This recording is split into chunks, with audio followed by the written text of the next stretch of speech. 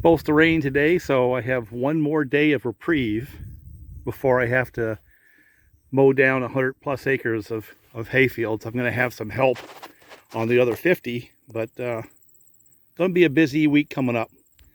And I just finished cutting all those darn cookies with a couple of saws. Making a point, I'm not sure whether or not I did a good job because I kind of got long in the wind. And what I was going to do was go back through and compile some of those numbers because there's a few things that come through. And but also I got some interesting feedback, which is predictable. But there's a lot of firewood right there. That stuff burns good. I'll bust it all up and use it for firewood starters, so it won't go to waste. And I have a bunch of noodling to do, plus a bunch of splitting to do with an axe. And what I learned, I didn't put on video just yet, is while my big old hammer works pretty good with pine and straight grain type wood, my axe right there works a whole lot better in the maple, and I have no idea why. I'm not an axe person, so I don't understand the physics of how that all works. But I had commentary from everything about what happened to the outside buck and spike, like all saws have to have one, to, well, you have to not dog in the chain, because if you do that, you're not cutting consistently from cut to cut to cut. And by the way, that's 100% true, because depending on the chainsaw and power characteristics and the way the chain sharpened and along with the hardness of the wood, sometimes you have to finesse a saw or it'll stall the chain. And sometimes you got enough horsepower where you can just dog that sucker right in and let it go. So it depends. It depends on the characteristics of how the power is delivered. Is it an RPM saw which needs chain speed but not a lot of torque? The grind of the chain. The one I have on my work saw, I prioritize differently than the ones I have on my firewood saw. I'm going to run that a little bit. I think it deserves to get run. It's a good running saw, but it's been overshadowed by all my project saws. So I think that's worth a little discussion, because what I'm building this for is a reaction to several years, actually a decade, of watching folks use just simply cookie cuts, one versus the other, to rate saws. One's faster than the other. And I've made this kind of a crusade over the last couple of years where that is just not really a good way of evaluating the total package of the saw. There's a lot of other things involved. Everything from parts availability to the cost of the parts to power delivery. Is it something that can be modified? There's a lot of other factors that have to be rolled into when you try to define what that means as a best of something. So a good example is these two saws right here. Perfect, actually. A little more displacement. Pulls a long bar pretty well. Would be a real pain in the neck to modify. So basically the way it comes stock with, possibly a muffler mod and some compression changes, I think I'm going to cut the squish band on that one a little bit. That's about what you get out of it. You really can't do a whole lot. I mean, you can if you put a whole lot of effort into it, but the amount of effort required to modify a saw of that design is significantly more than, say, this one. So if you're of the saw hobby class and you want to make cookie cut saws and you expect to grind them and make them twist to the max RPMs, terrible choice. Absolute terrible choice. And marginal choice. I mean, you can do a lot with these. You can do more with one of these saws than you can, say, with one of these right here. And it has a lot to do with the way the ports, the transfer ports, are cast in, the length of them and stuff like that. This one right here with the caps right there on the transfers, you can do so much, and you don't have to have a lot of skills, and you don't have to have high dollar tools. So if you were to look at it from saw hobby, saw modification, availability of parts, The X-Torque is actually better than even a standard original edition 372 class saw. And it's simply because of those caps right there, because it gives you a lot of latitude. You know, and that negates other things, like the extra weight. Because if you're doing cookies, who cares? And possibly the propensity for the bottom end to come apart after a lot of hours. Well, it only has to last a couple of minutes, right? So who cares? You know, those factors would change a decision for a person buying a saw to get into the saw mod, hobby world, you know, race saw type things. That saw versus this one. This one just doesn't fit that world at all. But then there's the farmer guy, you know, he's not going to grind nothing. And why would he spend $300 to have somebody else do it?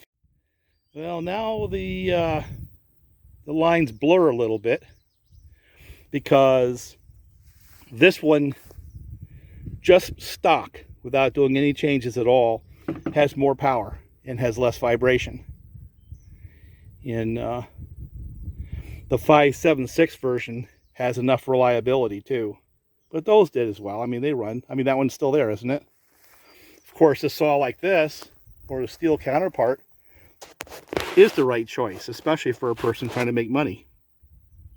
The auto tune means that you don't have to stick a screwdriver into the carburetor, you know, as the seasons change, to keep your saw running well and from blowing up.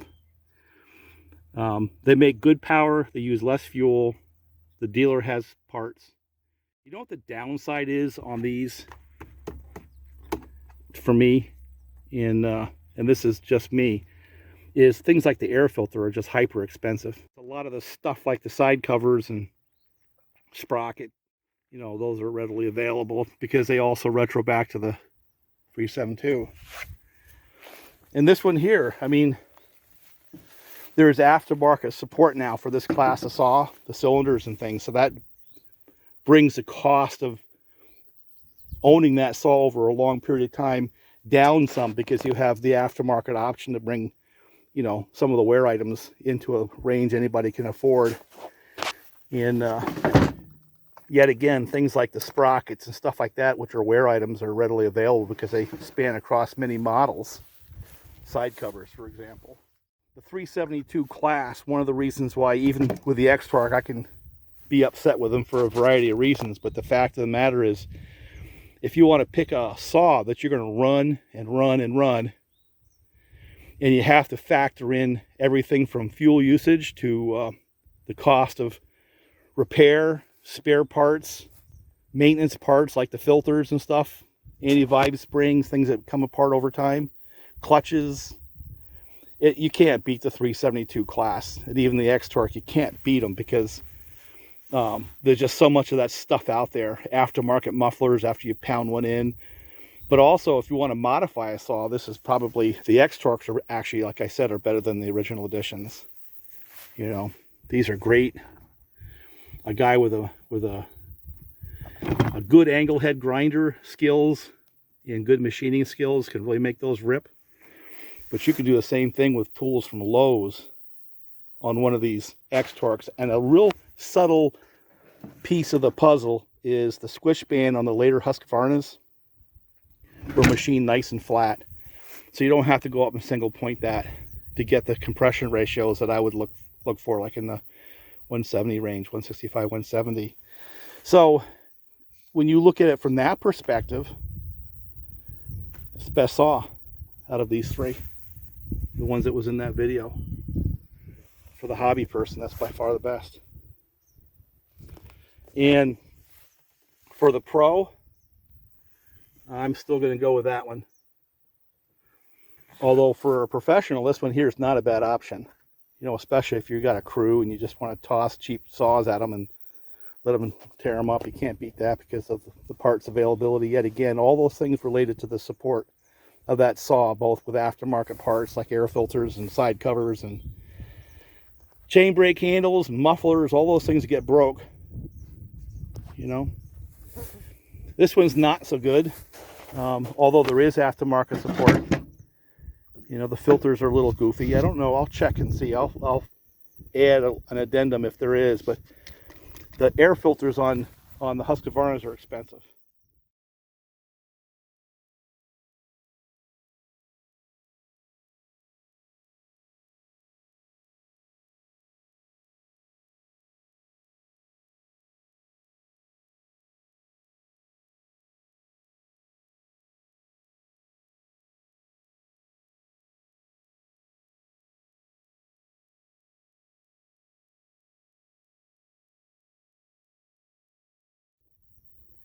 The carburetor, you know, the carburetor would be expensive if you had to replace that with OEM.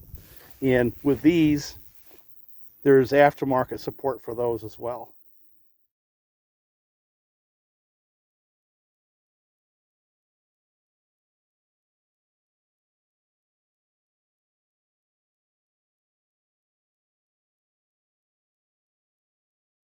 So again, cost of ownership, clear winner.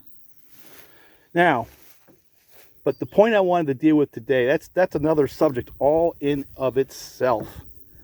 The one I wanted to deal with today is one of the comments I got was about how you feed the saw through the wood. Do you just let the chain self-feed? Do you dog it in? Do you seesaw the saw? And the comment was about making the cuts consistent. Well, I don't want them consistent. I want to get progressively better. And part of what happens with me is when I learn a saw and I get familiar with the way the wood is cutting, the technique modifies, and then I'll go back and change my chain a little bit if I need to, modify again. And the whole point about that last video was how easy a saw fits into how you want to work versus you having to work around the idiosyncrasies of a saw. And that to me is why my 572, just finished talking about these, right? My 572 is my saw of choice right now, because for me to adapt to changing conditions from a dull chain to a long bar to hardwood to softwood, what I have found is that 572, like my 565 before that, is a super easy saw to adapt to. And that doesn't matter whether it's a cold day, a warm day, a long bar, a short bar, hardwood, softwood, all those things is different and requires a slightly different technique when you're cutting them down or bucking them up. I just find it easy to work with. Now, one more point, and the reason I want to say it like this, because I want to have a hard stop in your thought process, is for me, flexibility, not having to mess with it, reliability, fuel usage, lack of vibration, the ability to bore cut. You know, all those things add up because I use that for a felling saw. So the way that I grind that chain is not as aggressive as, say, a firewood saw. And the reason why I want the chain that way, and they come that way stock, it's really nice just the way it is stock, is so when I bore cut, I can feed it through the wood smoothly without it snatching and kicking back at me. That's a huge priority for me. So I will sacrifice cookie cut speed for that smooth cut so I can bore cut safely. Because bore cutting by itself, if you don't know what you're doing, is a way to get hurt. All right? So the whole setup of that saw is about how I go fell trees. It has nothing to do with winning approval online or winning a cookie cut race or having someone beat their chest and say my saw was faster than yours. Has absolutely nothing to do with that. It has everything to do with, it sits in my truck, and then I'll have a week of panic where I got to jump on the saw and cut like crazy, felling, bucking, topping, all that. Goes back into the truck for another couple of days and at it again. And sometimes it's the summertime, but usually it's the fall into winter. And the way the cut feels when I'm bore cutting is so important to me, to the point where I'll throw a new chain on. Sometimes just because I don't have time, I'll carry an extra chain and just toss it on to finish the day. And that's a whole different priority than the guy saying, I'm going to port my saw and look, I can get an extra second and a half out of it. I'm not looking for the second and a half. I'm looking for it to cut smooth enough, fast enough, to restart, start, idle, not stall, not use a whole lot of fuel because I don't feel like carrying a lot of fuel out with me. and just working. And that's a whole different metric. And it's so hard to explain that. One of the changes I made on that saw was to try to widen the power band, possibly at the expense of the top end, but it did pick up some top end by changing the compression ratio. That's what that's about. Back to cookie cutting. So one of the things I'm going to do today, because we ran those bars, this is my typical bar and chain for firewood, and partly because I don't want to burn up new chains and dirty wood. This is one that has been sharpened and maintained on my grinder. This one here is a stock chain. I'm going to put it on this saw, and I'm going to modify the saw by changing the sprocket. And the gain is going to be chain speed. The loss is going to be, now the chain has more mechanical advantage on the saw, so you need more power to pull it. Typically, when I've done an 8 or a 9 pin sprocket on a saw like this, you're sticking to smaller bars because it's not going to pull the big bar in the wood anymore. That's the compromise, right? Everything's a compromise. Okay, it's a really hot day. So what I'm going to do is just fire up these 3 saws. And remember, this is my work saw, so I haven't done anything but put gas and oil in it. And the chain was good enough. I didn't put a file across it because I want to make a point. This is now my 575. It has a little bit of a compression increase, and now it has an 8-pin sprocket with a short little chain. Bar and chain combo. And of course, that's the X-Torque with the 24, which usually lives on this saw right here. Now the point I'm going to make here is I'm going to make one cut on that. I'm going to change my plan a little bit and then start adapting. Remember, part of the whole premise here is me firing up and going to work. And also remember, part of the whole premise here is that I fell larger than 24-inch diameter trees more often than not. So I need enough bar to get through them. I need a torque. I need a bore cut. I mean, that's what my work day looks like. So my saw configuration has to match my work day. And what this is going to show of those 3 configurations, while one may favor cookie cutting, you know, without dogging it in, the other one's going to favor work. And I don't even know what the third's going to favor. We'll just see. So the first thing I have to do is face cut, and I got a bore cut. So I'm going to start with a bore cut because we'll assume the face cutting happened.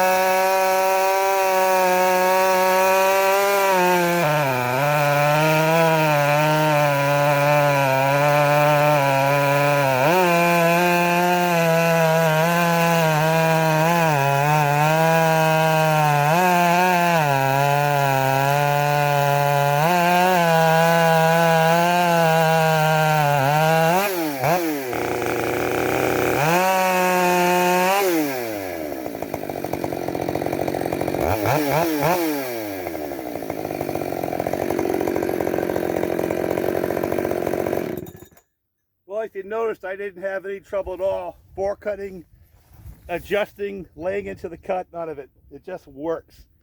And what you saw right there is a guy in tune with a saw setup that he's used to using on wood like that.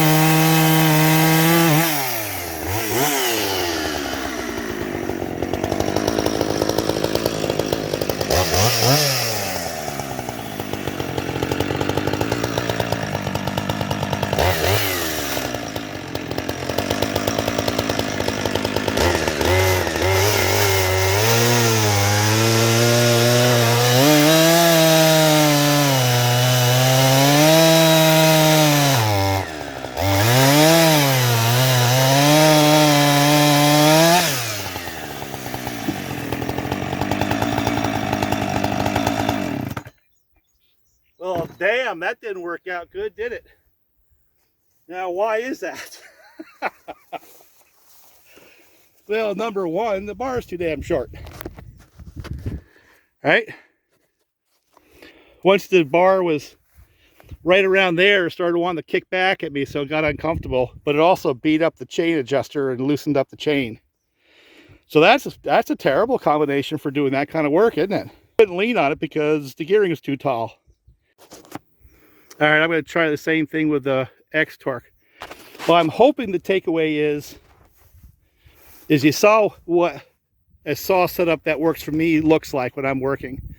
And I guess that's as close to a simulation of how I operate as I can come up with a cookie cut scenario. A little bit of bore cut, you know, then going back and cutting the thing free. And that would demonstrate my saw setup pretty accurately, I think. Because they have to have enough bar to get through the whole tree. So 24, 28 is what I use. That's, you know, a typical tree for me. 28 works fine. It gives me an inch or two to spare often. Sometimes it doesn't, but most of the time it does. And having the chain feed when I'm bore cutting is more important than speed. And I'll compensate by either putting weight on the saw or using the dogs to dog it in if I need the leverage. You know, a longer bar, you get out towards the end of the bar, using the dogs to lever the saw to cut. Sometimes that works. But I think when you start trying to figure out how to measure a saw for the work that you're doing, I think what this is going to demonstrate is how just a drop cut doesn't really show you much. Because the other thing that happens is when you get into a little tougher situation like with this saw, obviously with that 8-pin sprocket, it didn't have enough torque to easily pull that bar and chain when it was buried in that hardwood. Okay, now you have to flex, and now it's the power band of the saw that it gives you the flexibility. And that one actually has a wide enough power band that I was able to back out of it and then lay into it, but come up with a piece between me and that saw bar and chain combo to still keep cutting. And it's because of the wider power band that I was able to do that without stalling it all the time. You know what this reminds me of? I'll tell you the analogy. It goes back to motorsports. Back in the 70s, I raced 125 motocross, you know, 125, 250, two-strokers, all through the 80s into the 90s. And then again, I went to four-strokes back in the early 2000s until I got beat up and old and hurt. But I remember the magazines used to always throw up the dynos. You know, they put them on a dyno and say, oh, this one's better because it won the dyno. Then they quit doing that. And then they went back to doing that as a measurement.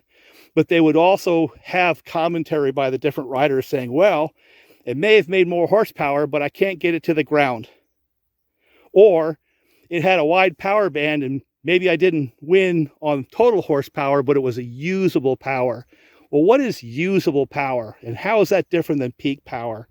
And that's the conversation where we're getting into with these saws, I think, for me at least, as I get a little bit older. It's kind of like a deja vu moment to me. And that 572, the way it's set up now, not stock, because it is not a stock saw, that's usable power. And I think that was demonstrated, where it may not be peak power, but it was a wide power band and allowed me to adapt well to the one I'm used to running. So for example, a motocross bike that was meant for long track outdoor versus one meant for supercross short track stuff, the power band and the power delivery is going to be different to optimize to that particular situation. Well, in the saw world, it's really no different. You know, if you're doing cookie cuts, that's a dragster, you know, that's a peak power, peak chain speed, for a couple of seconds. You don't care about the cooling. You don't care about the longevity. You just want to win the freaking race. And that's a set of priorities. But that doesn't translate well to the woods. The woods saw, for me, is more like the enduro bike, where it goes out and goes through the mud. That compromises the cooling, but it still has to cool enough not to fry the motor. So the power band is about slippery as well as dry. You got to compromise. It has to be what they call a user-friendly power band. Well, I think the saws are the same way. And that's what I've been looking to try to articulate for a long time and haven't done a good job, I guess. But that's where I'm going to start this next year or so, is trying to define that. And that power delivery and the ability to use that power is something that doesn't get demonstrated by the standard cookie cut, drop cut thing. It doesn't at all. I see guys that actually tape a tack to the handlebar, then they play the RPMs to keep the chain speed up. That's ridiculous. You can't do that in the woods.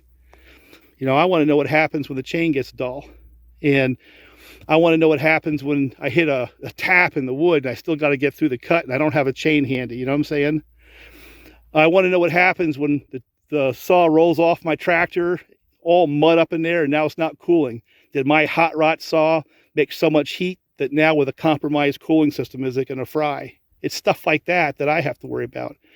Or one of the things that happened to me was actually funny, is one of my hot rod saws, I had an open filter on the top and my muffler mod, and I was doing fine with it right until it rolled off the bucket of the tractor, because the tractor was sitting for an hour while I was working, and the bucket kind of dropped down, the thing tumbled into mud. Mud was packed in the muffler, packed all around the air filter. Where the other saw that fell right alongside, being stock with a stock muffler, I didn't have to clean it up. I just had to go dust it off and go start cutting wood again. But the modded saw, my God, it was a mess. I couldn't run it. You know, that was the end of its day. So those are the things you got to think about. Anyway, I'm getting off track, but this is a subject that's been after me for a long time. And I still been trying to figure out how to get my arms around it. And that's what this video is about, you know?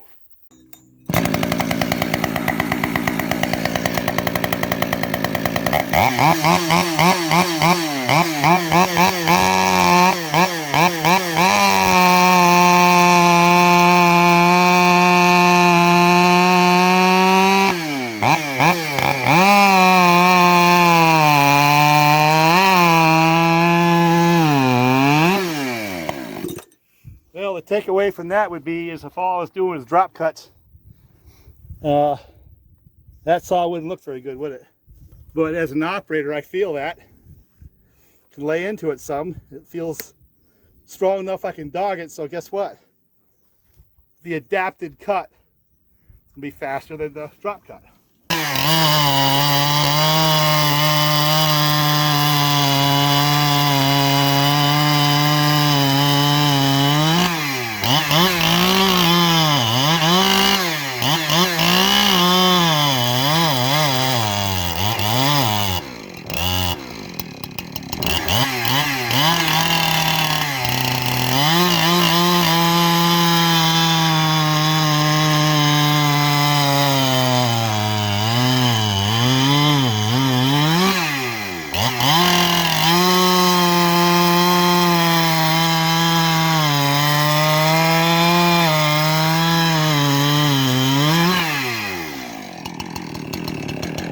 Grabby is all get out. Cuts pretty quick if you have the horsepower, but as you could tell, as compared to my work saw, it was harder for me to adapt.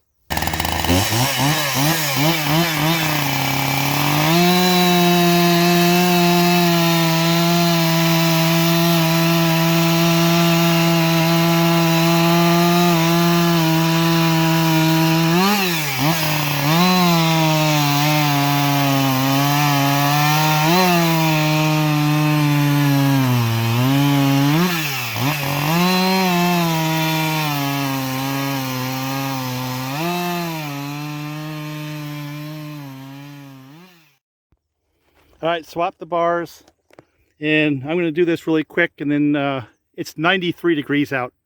One of the things that dawned on me is heat soak. They start after they've been run a little bit, and they've had a little bit of chance for the heat to soak into the carburetor and boil the gas.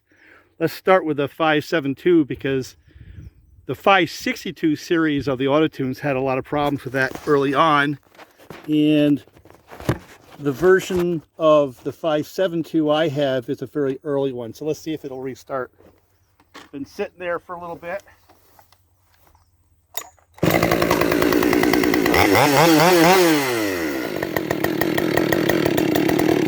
I guess heat soak is a non-issue with that one.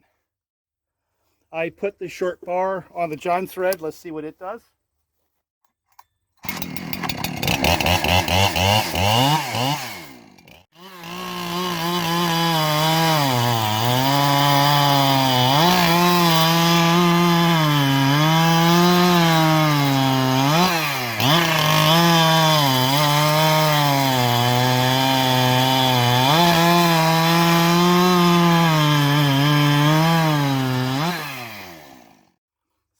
back to this saw right here, and all I did was swap on that more aggressive chain.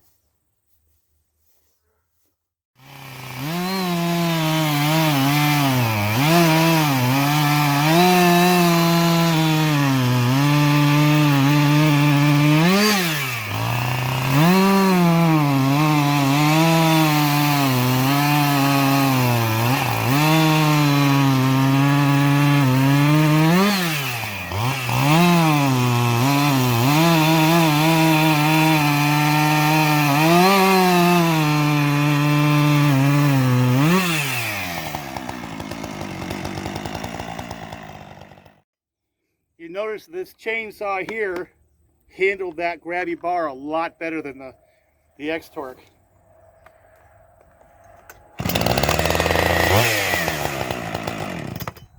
Which is why I had that bar on this saw from the get-go, because for noodling and for firewood, stuff like that, smooth saw, aggressive chain, you know, that works. But for a saw like this, it doesn't, and that's the point. And you're not going to tell that from drop cuts. Adapting to the saw with a different style of how I put pressure on the saw, you can see how I can optimize the different setups. And I guess that's the point. So, where do we end up? I still like my work saw. That 575. I think with a muffler mod and a little bit more work on compression, that thing's going to really rip. And it's a very, very flexible saw, and I think you saw that demonstrated. But also, to the question of why don't I just do drop cuts for all my cookie cut type evaluations, there's a long explanation as why it doesn't really make any sense to me. But I'm not in the get-together world, so I have a different set of priorities. That's the point.